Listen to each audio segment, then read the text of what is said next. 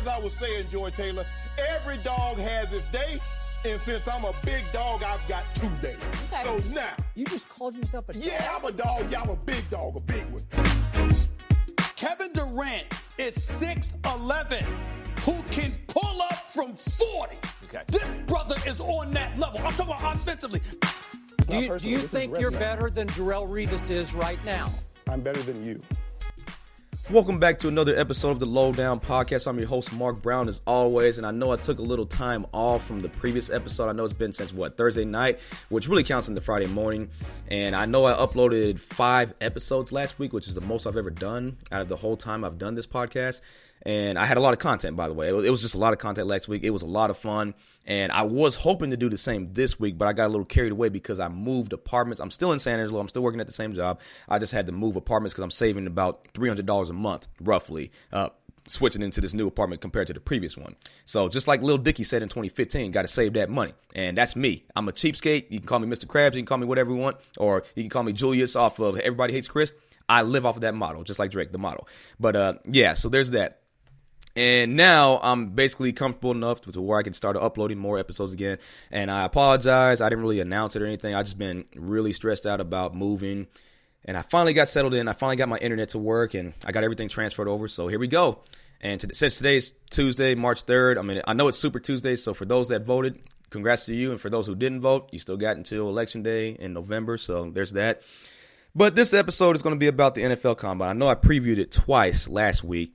And since it concluded 2 days ago, I wanted to give out my overall analysis of how it went and compare it to other years. So you're going to hear like a brief analysis of like some of my favorite players that participated in the Combine and what to expect out of them and, leading up to, and so some of the events leading up to the draft.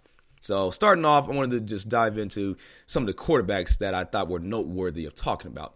So as far as Joe Burrow goes, everybody knows that he did not really participate. He just measured his height, his weight, his hand size, and all that good stuff. Didn't participate in the Combine, so I'll just move on to the next guy. So the quarterback I wanted to talk about is Jalen Hurts because there's been a lot of commotion going on with this guy.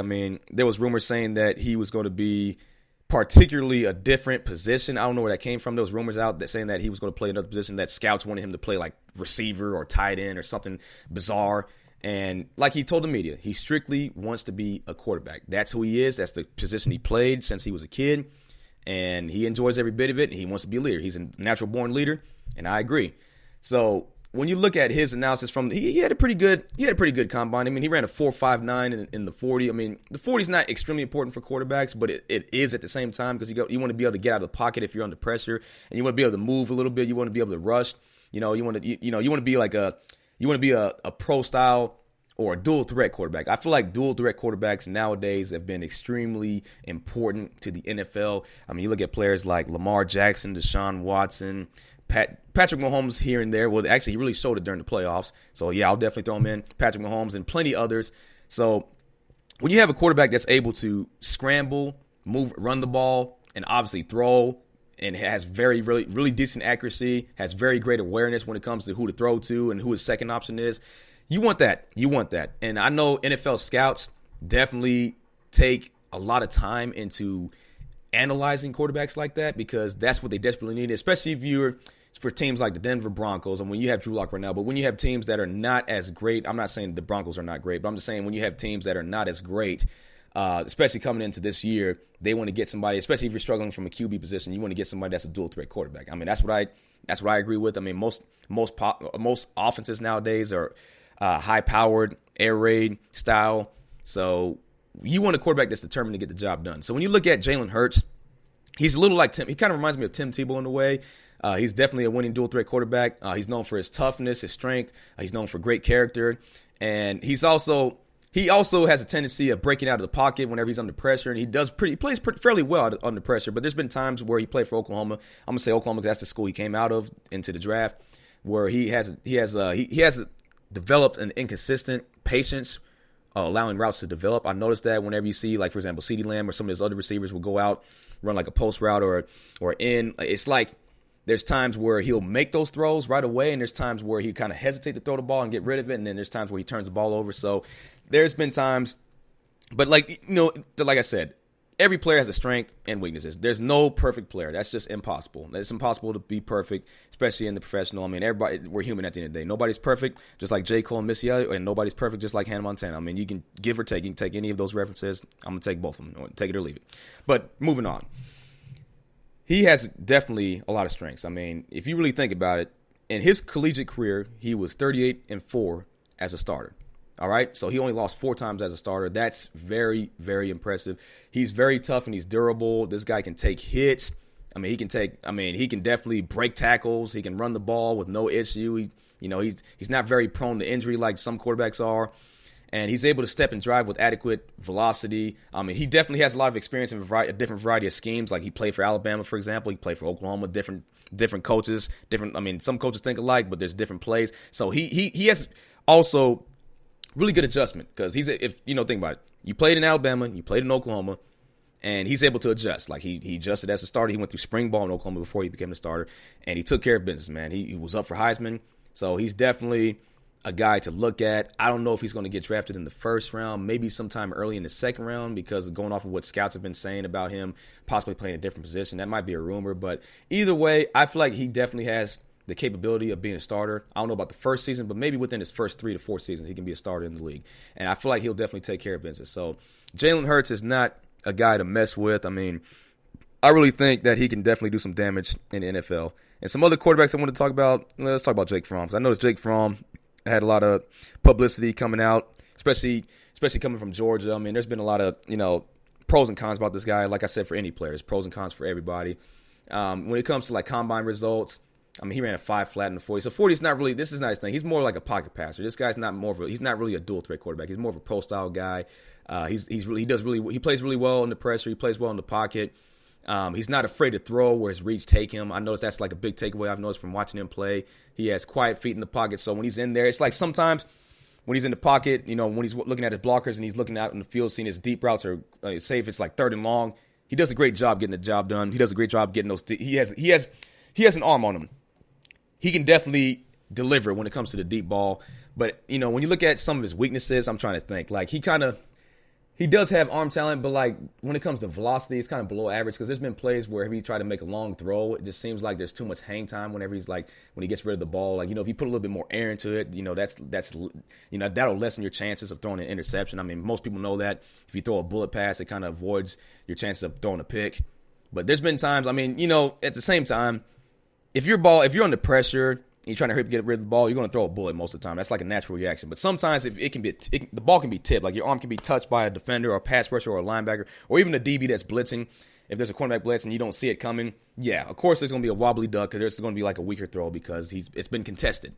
It's similar to playing basketball when you go for a shot and it's heavily contested and you get a piece of it. So say Joel Embiid's guarding. Say they switch defense. Say Joel Embiid is guarding somebody like Devin Booker, and he goes up for the 3. Joel Embiid has a long wingspan. He's a lot taller than Devin Booker, so chances are he's going to get a piece of it, depending on the shot. And if he gets a piece of it, obviously, chances are he's going to miss it. So it's the same type of category when you look at that.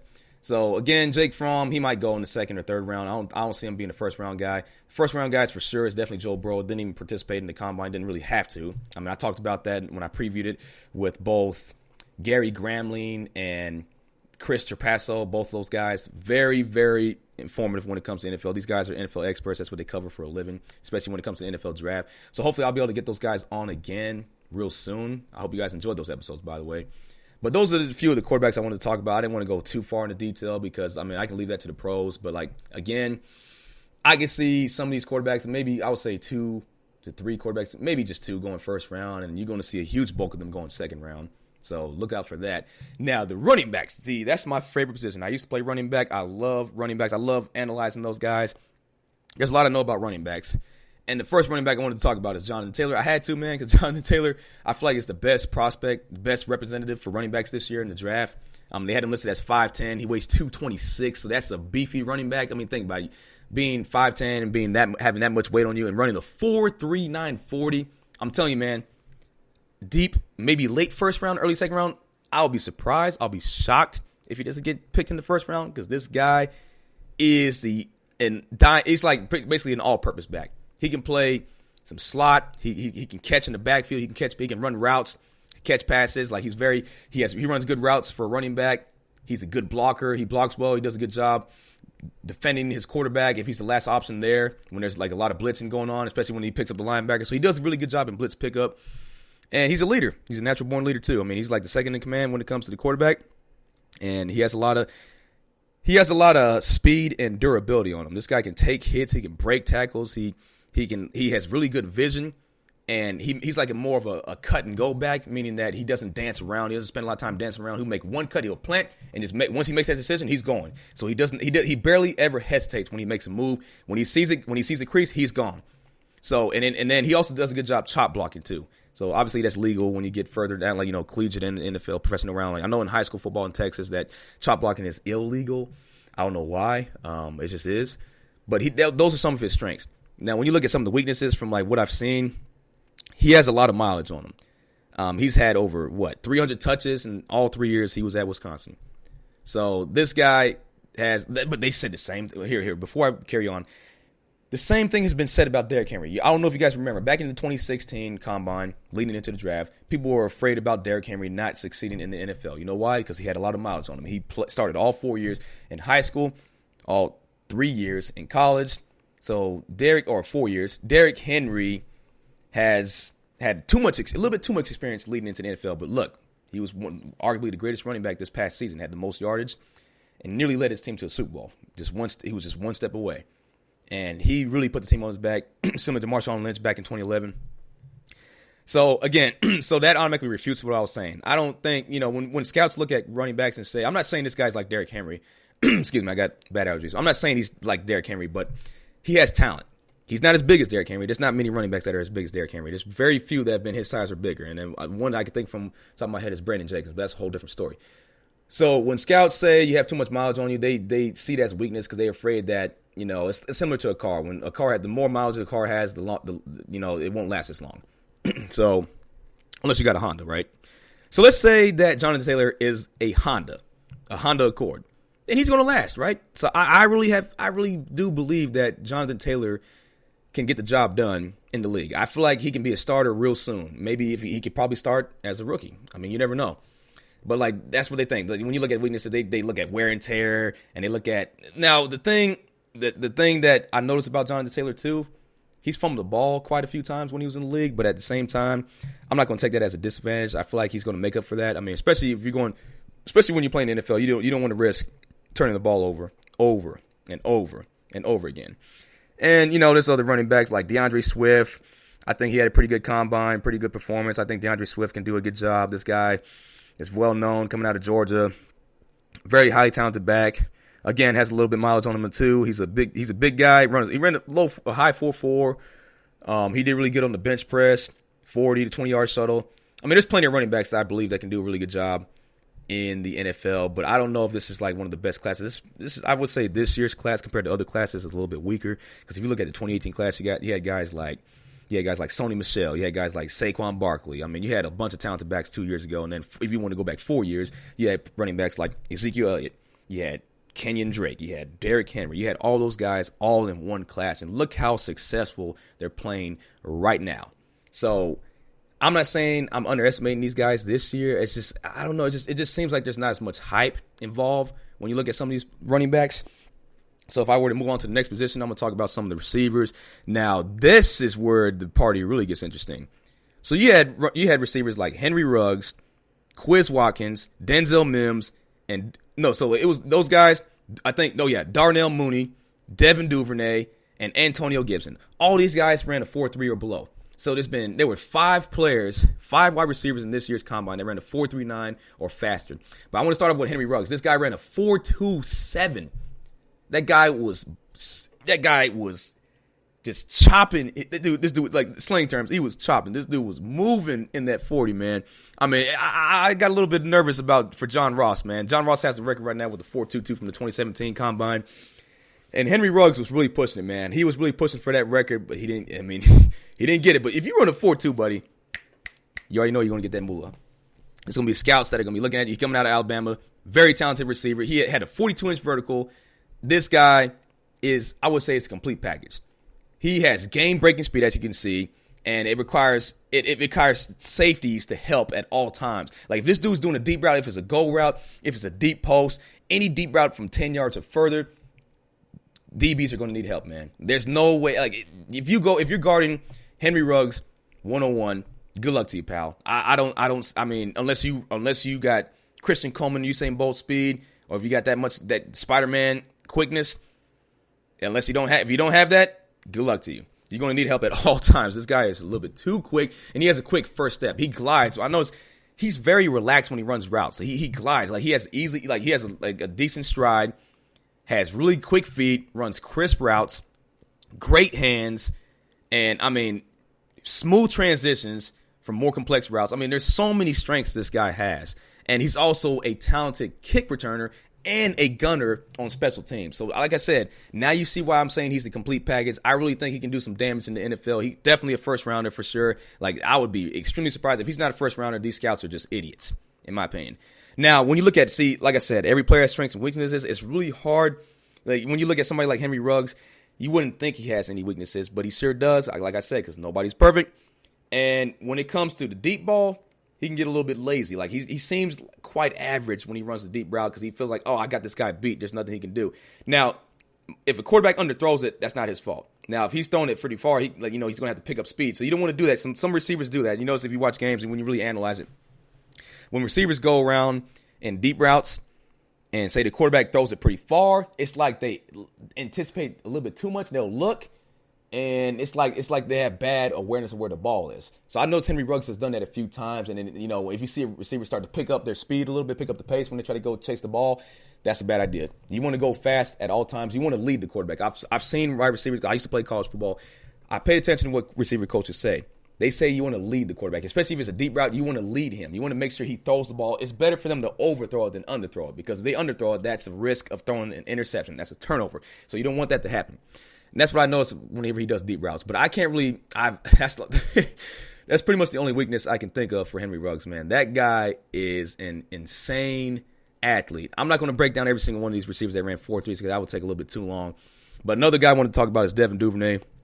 There's a lot of intel on this guy. Like he obviously coming out of Texas, ran a 10.27 100-meter dash time when he was a junior in high school. I didn't say senior. I said junior. This guy's got some blazing speed on him. Obviously, he's gained a lot of weight since then. He weighs they had him listed at 5'10", 200. When he was in high school, he probably weighed 30 to 40 pounds less. So they put a lot of meat on this guy, and he's still fast. Ran a 4.39. So I really think this is another thing about Devin Duvernay. I feel like he might be one of the strongest receivers in this class. Like this guy is like the strength conditioning program at Texas has done I would say a really good job. I wouldn't say they did better than Oklahoma State because you can't. Rob Glass has a lot of experience, probably arguably the most influential strength conditioning coach there is in college football today. But that's a whole different story. But I'm saying that Devin Duvernay is another complete package. This guy not only can he catch, he can block. See, that's what a lot of NFL scouts like to look at. They want to look at receivers that are determined to go and hit somebody. They don't want to look at somebody that's like, I'm a receiver. I'm a prima donna. I don't need to block nobody. All I got to do is run routes, catch passes, and look good. No, that's not the case from Devin Duvernay. Devin Duvernay is a dog. He's got that Mamba mentality when he plays football. I've seen him make really important blocks for the running back. I've seen him go out and hit somebody. I've seen him blindside a few linebackers, DBs, you name it. He gets the job done even when the ball's not going to him. He still finds a way to contribute in the best possible way. So he's a team player, as you can see. Definitely a speedster. I already mentioned him blocking. He's durable. He can take hits. He's also a bruiser, man. Like, this dude runs like a running back, man. He could possibly play running back if he wanted to. This dude runs hard, man. I've seen him run linebackers over. I've seen him run DBs over, but you expect him to run DBs over. DBs sometimes, they're not really the heaviest hitters on the team, obviously. It's usually the linebackers and the pass rushers. I've seen him break a lot of tackles. And it's like he's another cut-and-go guy. When he makes a decision, he is gone. Like, for example, when they played against LSU early in the season this past year, Devin Duvernay was a problem for the LSU defense. He scored off a slant route, broke a tackle, and once he planted north and went straight, he was gone. There was nobody catching him. And he has potential to separate on deep balls. Like, for example, like when he's going for like a deep route, he can separate himself from the DB that's guarding him, especially if it's one-on-one, because he's got that speed on him. He's got that breakaway speed. Now, when it comes to weaknesses, I noticed, like, remember I mentioned him playing like a running back? Well, sometimes that can be a disadvantage when playing receiver because, like, there's been plays where he goes for a pass, he'll kind of catch or, like, pose himself as a running back. And when that happens, you can easily turn the ball over. You can easily – now, he has really good hands, by the way, but I'm just saying that what I'm trying to say is when you run like a running back and when you run routes like a running back, that can be a big disadvantage in NFL terms. I don't know about college, but in NFL terms it can be because these guys got miles on them. These guys got experience. You're going up against the best of the best. So linebackers are going to be able to notice that right away. They'll be able to detect that and use that as an advantage on their part to come and try to pick off the ball or knock you off your route. Or maybe, like, if say you go for a route and make, you get hit hard enough and drop it. That's not a fumble. Sometimes it's not a fumble. It touches your hands, you get hit right away. That's an incomplete pass. That's something that could probably happen with Devin Duvernay. But it's too early to tell. I mean, we got to wait for the draft and see how he does as a rookie. Another highly talented player. But I noticed that there's been a lot of good cornerbacks in this class. You had Javelin Guidry coming out of Utah. I noticed that this guy also ran a 4.2. So Henry Ruggs wasn't the only guy that ran a 4.2. There was a lot of – see, that's another thing. Nowadays, if you're playing DB, you have to be blazing fast, man. That's why a lot of these guys that are playing in the NFL today that are skilled players, whether it's a DB, a safety, or a receiver, or a running back, a lot of those guys ran track either when they were in high school or college or possibly at both levels. And Guidry is another one. He went to Utah, was definitely a track guy. Now, before I break him down, I'm gonna start with his disadvantages, with his weaknesses. He's only 5'9", all right? But his advantages, like, he's 5'9", 190. So if you're a 5'9" corner, a lot of receivers, like, for example, a lot of receivers are going to be at least, 5'11" or taller. So if you're guarding somebody that's like 6'3", it's going to be, see, your speed, luckily he has the speed to make up for it, but sometimes it doesn't work. Receivers can easily snag over guys. They can use you. When they have a height advantage, it's kind of hard to guard guys that are that tall. When you look at receivers like Colin Johnson, that's 6'6", or anybody that's like above 6'2", and you're a 5'9" corner, good luck to you again, man. You can definitely get embarrassed in the league.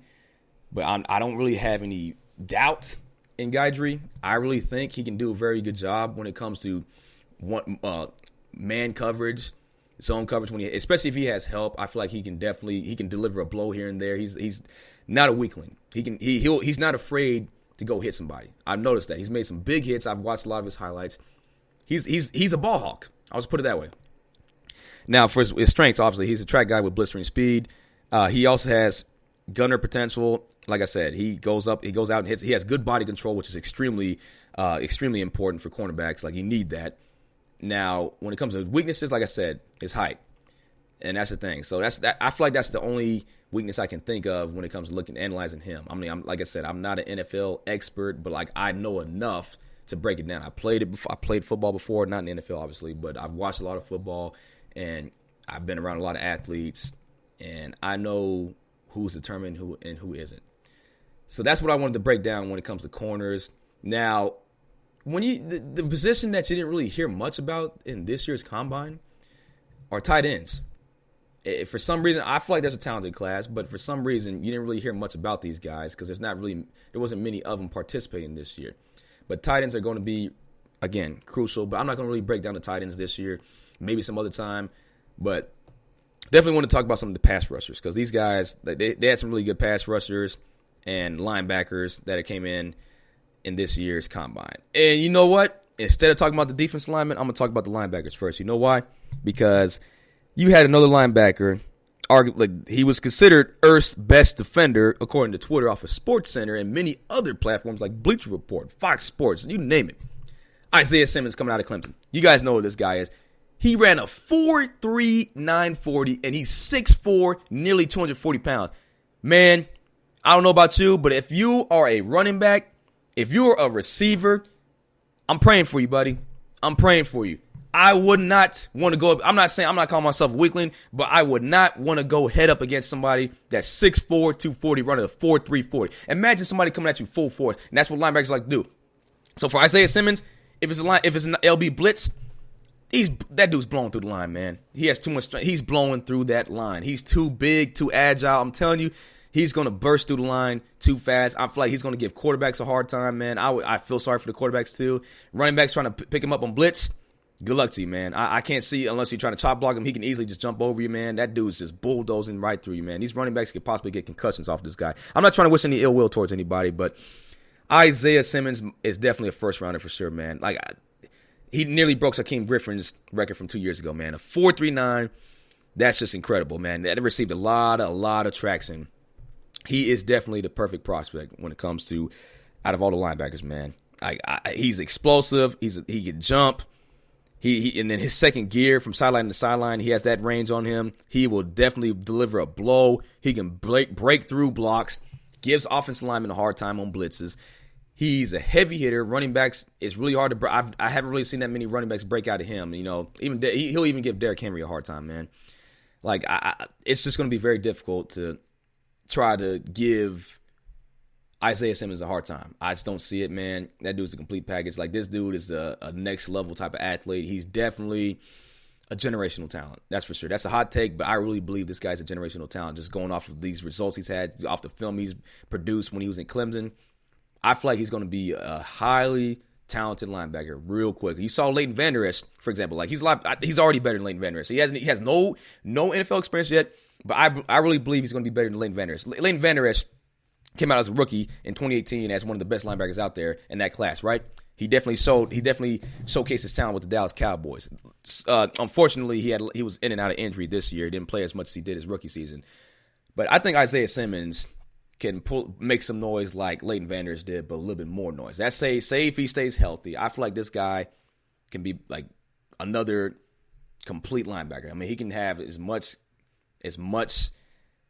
popularity as somebody like Brian Urlacher whenever he was in the league, or somebody like, you know, London Fletcher, but he's a lot bigger than London Fletcher. So when you want to compare him to somebody that's big, maybe Darius Leonard, right? So I really think that Isaiah Simmons is going to be a problem for all teams offensively. Like, that guy is the complete package. And that's not the only thing. You had two other linebackers that ran below a 4.5.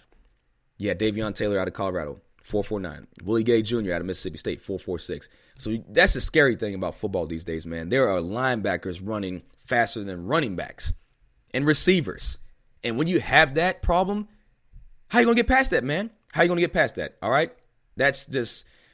whew, that's all I got to say, man. That's all I have to say about that. But yeah, I mean, like I said, I single-handedly broke down a few players here and there. I mean, I could go on all day about that, but I really have some high hopes in this year's combine, this year's draft. I really think these guys are really going to do some damage as rookies.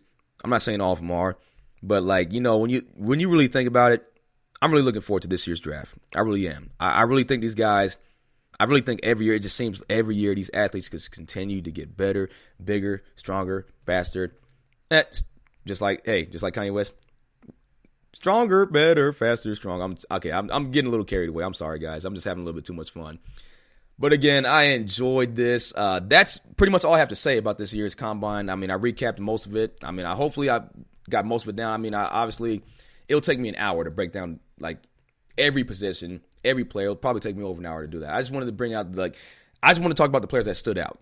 And these guys definitely stood out, and I wanted to give you guys a brief, sometimes a little bit more in-depth analysis about these guys and what they can do. So expect some big picks coming in, and expect these guys, hopefully they stay healthy, and we'll see. I mean, I'll have some more guests on the show regarding this year's draft, so stay tuned for that. I really think this combine was definitely one for the books, and I hope you guys enjoyed listening to this episode. Again, I had a long day yesterday, and I just wanted to, upload an episode today because I feel like I went on a hiatus, and then I didn't want you guys thinking that I gave up. I'm still going to upload at a continuous pace. Like, this week was just a little bit different. Like I said, I moved, so expect 2 more episodes to come out this week, at least 2 more, and we'll be back on the rolling schedule starting next week. So again, thanks for listening. Oh, and by the way, I forgot to bring this up. I should have brought it up at the beginning. The podcast is now officially on iHeartRadio. It's on iHeartRadio. It's on Deezer. It's on Google Podcasts.